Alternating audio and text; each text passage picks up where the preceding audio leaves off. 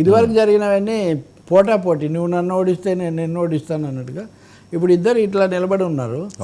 జాతీయ పార్టీలు కూడా రంగప్రవేశం చేసే వాటి స్థాయిలో ఎంత ఉంటే అంత అప్రధానంగా. కాబట్టి ఇంట్రెస్టింగ్ దట్ వే. మరి ఇప్పుడు 150 స్థానాలు నాకే వస్తాయంటే దాదాపు గత ఫలితం రిపీట్ అవుతుందని. అవును, అంటే ఒక 25 అయితే తగ్గించుకున్నాడు. వైనాట్ 175 నుంచి ఇట్ ఈస్ 150 అని తనకు తనే కొంచెం తగ్గించుకున్నాడు. We have to see. Sir, విభజన హామీల అంశం ఏంటి? ఇంకా అది కూడా క్లోజ్ అయిపోయింది. క్లోజ్ ఏముందండి, రేవంత్ రెడ్డి నిన్న మాట్లాడింది నిజానికి అది చాలా ఇంట్రెస్టింగ్. జూన్ 2వ తారీఖున మీరు దీని విషయం తేల్చండి, లేక్ వ్యూ గెస్ట్ హౌస్ ఇట్లాంటివన్నీ కూడా మీరు తీసుకోండి. జూన్ 2కు ఆంధ్రప్రదేశ్లో ప్రభుత్వం ఉండదు. అవును, జూన్ 4న కానీ ఎన్నికల ఫలితం రాదు. మరి ఇంత లోపలే ఎందుకు ఇదేదో పేపర్ వర్క్ చేస్తే వేరే విషయం, కానీ స్వాధీనాలు చేసుకోవడాలు అవన్నీ అక్కడ ప్రభుత్వం వచ్చి కాస్త ఇద్దరి మధ్య కొంచెం ఒక వాతావరణం వాళ్ళు ఏమంటారు. ఇప్పుడు ఇంతకుముందు ఆంధ్రప్రదేశ్ జగనే ముఖ్యమంత్రి అయిన తర్వాత సచివాలయంలో ఉన్న ఖాళీలు అవన్నీ వాళ్ళకి ఇచ్చేసి తెలంగాణ ప్రభుత్వానికి ఇచ్చేశారు.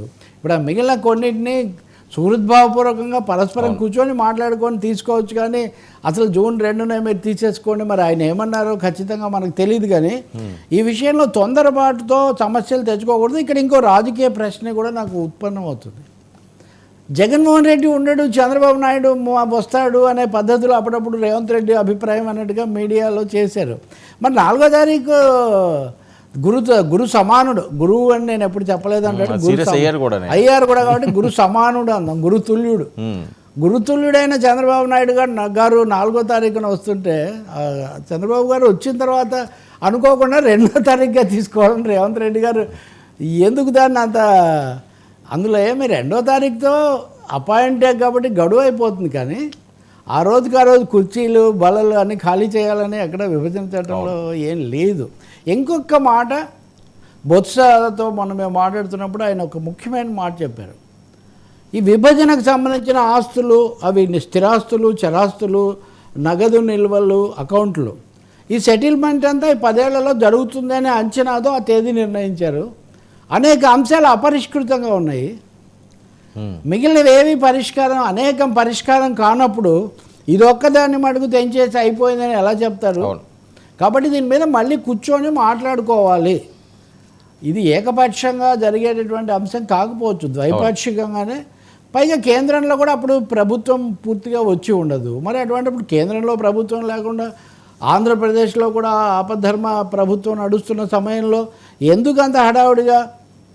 కావాలంటే లెక్కలు చూసుకోవచ్చు. వాళ్ళ తెలంగాణ ప్రభుత్వం తన వైఖరి, తన డిమాండ్లు ఒక వైఖరి తీసుకోవచ్చు. కానీ దాన్ని స్పీడప్ చేయడం మటుకు ఒక అనవసరమైన దీనికి దారితీస్తుంది. సార్, ఏపీలో ఏంటి గొడవలు ఏంటి? ఢిల్లీకి ఏమని సిఎస్, డీజీపీ చాలా దారుణం అండి ఇవి. ప్రచారంలో, పోలింగ్లో అక్కడ ఇక్కడ కూడా ఎక్కువగా ఉన్నాయి. వాళ్ళు అంటారు కదా ఇవన్నీ మొదట, ఇప్పుడు అది కూడా కొలబద్ద ఎక్కువగా తెలుగుదేశం వాళ్ళు చేశారని వైసీపీ వాళ్ళు అంటారు. వీళ్ళ పత్రికలు అవి కనపడవు, వాళ్ళ పత్రికలో ఇవి కనపడవు. కానీ ఫిర్యాదులు ఎక్కువ వైసీపీ వాళ్ళు చేశారు. ఒక అధికార పార్టీ అదే ఇప్పుడు ఒక అధికార పార్టీ పోలీసులు పక్షపాతంగా ఉన్నారు. ఎన్నికల కమిషన్ కుమ్మక్కైంది. ఎన్నికల కమిషన్ చంద్రబాబుతో, తెలుగుదేశంతో కుమ్మక్క అయిపోయిందని సజ్జల రామకృష్ణారెడ్డి స్వయంగా ఏంటంటారు. ఈ ఇండికేషన్ ఏంటి? ఏమో, ఇదే చంద్రబాబు 2019లో చేశాడు కదా. 2019లో ఆయన ఎలక్షన్ కమిషన్ ఆఫీస్కి వెళ్ళి గోపాలకృష్ణ ద్వివేదితో, అప్పుడు ఆయన సిఇఓ, ఆయనతో తగాదపడి అప్పుడు కార్యదర్శిగా ఉన్న ఎల్వి సుబ్రహ్మణ్యం మీద ఫిర్యాదులు చేసి ఇదంతా చేశారు. నాకు వ్యతిరేకంగా అందరూ పనిచేస్తున్నారు, నేను ఇంకా ముఖ్యమంత్రిని, నేను పోలవరం మీద సమీక్ష కూడా చేస్తానని కూడా కూర్చున్నాడు ఒకరోజు ఆయన. దాదాపు వీళ్ళు అంతా చేయడం లేదు యాక్చువల్. కానీ పోలీసులను మటుకు మీరు చెప్పిన డీజీపీని పెట్టుకున్నారు కదా. ఇప్పుడు డీజీపీని కూడా మళ్ళీ మారుస్తారేమో మధ్యంతరంగా, లాంటి చర్చ కూడా ఇప్పుడు కొంచెం నడుస్తుంది. వాళ్ళు ఏం చర్య తీసుకుంటారో. కేంద్రం పిలిపించడంలో కూడా కొంచెం వైసీపీ వాళ్ళ ఫిర్యాదులకు స్పందన కూడా ఉంది దీంట్లో. బికాజ్ ఎక్కువ ఫిర్యాదు చేసింది వాళ్ళే కదా. వాళ్ళ ఎమ్మెల్యేలు వాళ్ళందరూ కూడా ఇప్పుడు వచ్చి చెప్తున్నారు. ఒక తిరుపతి ఘటన కూడా తీవ్రంగానే ఉన్నట్టుంది. అందులో ఇరుపక్షాలు కూడా తాడిపత్రి, మాచర్ల, నర్సరావుపేట, పల్నాడు, ఇదంతా ఇవన్నీ ట్రబుల్ స్పాట్స్ అండి, తెలిసినవే.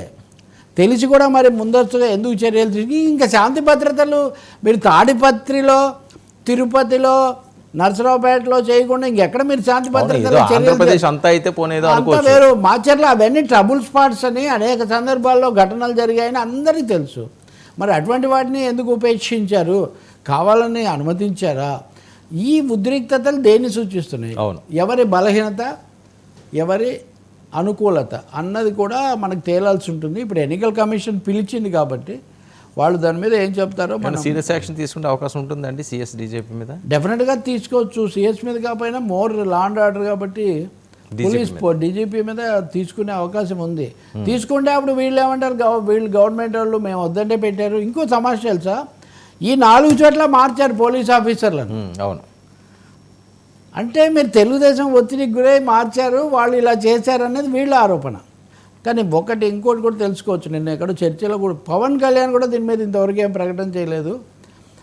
వామపక్షాలు కూడా, నేను సిపిఎం వాళ్ళ ప్రకటన చూశాను, వాళ్ళు కూడా ఇంతవరకు ఒక వైఖరి తీసుకొని ఒకవైపునే అంటలేదు. శాంతి భద్రతలు ఎలా కాపాడాలి, ఈ ఇరుపక్షాలు కూడా సంయమనం పాటించాలి అనే మాట చెప్తున్నారు. కానీ అన్ని పార్టీలు వన్ సైడ్గా వీళ్ళలాగా వాళ్ళు మాట్లాడుకోవట్లేదు. సో పోలీసు అధికార యంత్రాంగం, ఎన్నికల సంఘం కూడా నిజానికి ఎన్నికల సంఘం మీద సిపిఎం ఇదివరకే విమర్శ చేసింది. ఎన్నికల సంఘం చాలా పాక్షికంగా ఉంది.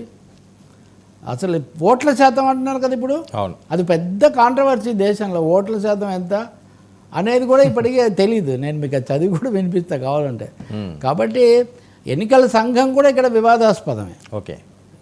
అందులో మోదీ వివాదాస్పదం, బాబు గారు ఇటు జగన్ వైపు నుంచి, వైసీపీ వైపు నుంచి సమస్యలన్నీ ఉన్నాయి. ఒకటి సి ఏదైనా మనమేం కోరుకుంటామంటే ప్రశాంతంగా ముగియాలి, ఎవరు బాధపడకూడదు, ఇబ్బంది పడకూడదు. ఏదైనా ఇలాంటి దౌర్జన్యాలు లేకపోతే దాడులు అంటే వాహనాలు తగలబెట్టారు, ఇళ్ల మీద పడ్డారు. అవును. ఆ తర్వాత కొన్ని తీవ్రమైన దాడులు జరిగాయి, క్యాజువాలిటీస్ లేవనే ఒకటే కొంచెం సంతోషం తప్ప. ఇలాంటివి జరిగినప్పుడు అందరూ ముఖ్య నాయకులు అవును ఇప్పుడు ఏం చేశారు తెలుసా, ఈ 4 చోట్ల అభ్యర్థులందరినీ గృహ నిర్బంధంలో పెట్టారు. అవును. అంబటి రాంబాబు సీనియర్ మంత్రి నోరున్నాయన, ఆయన కూడా నన్ను కూడా గృహ నిర్బంధం పెట్టారు, లేకపోతే నాకు అవకాశం ఇవ్వలేదు, రీపోలింగ్ అని కూడా అన్నాడు. అన్నారు కానీ ఎవరు అఫీషియల్గా అడగలేదని మీనా చెప్తున్నారు. Nobody officially demanded repoll. Yeah sir, ఇంత అల్లర్లు ఇవి జరుగుతున్నప్పుడు మామూలుగా నార్మల్గా అయితే పవన్ కళ్యాణ్ గారు స్పందిస్తారు. మీ ఇందా చెప్పినప్పుడు ఆయన మౌనం కూడా ఏంటి దీనికి? అదే నేను ఏదో ఛానల్లో మిత్రుడు అడుగుతుంటే నేను చూసాను. ఎందుకంటే లేదు మేము లెటర్ రాసాము, కమిషన్కి మేము లెటర్ రాసాము అంటే లేఖాస్త్రం వేసాము మేము అని. అది కూడా రికార్డు కోసం పనికి వస్తుంది తప్ప ఇంకోటి కాదు కదా. అంటే కొంచెం భిన్న స్వరాలు ఉన్నాయి. ఇప్పుడు తెలుగుదేశం వైసీపీ మధ్యలో ఒక సైడే తీసుకోవడం అన్నదానికి కొంచెం పార్టీలు కొంచెం ఆలోచనలో ఉన్నటువంటి పరిస్థితి కనిపిస్తుంది. ఇంకో పెద్ద ప్రశ్న కూడా ఉంది. వైసీపీ గెలిస్తే అది మెజారిటీ వస్తే జగన్ వాళ్ళ పార్టీ క్లియర్. ఎన్డీఏ అన్నప్పుడు అది ఎవరికి మెజారిటీ, తెలుగుదేశానికి పూర్తి మెజారిటీ వచ్చి ఇది అవుతుందా, లేకపోతే మిగతా వాళ్ళ సీట్లు రాకుండా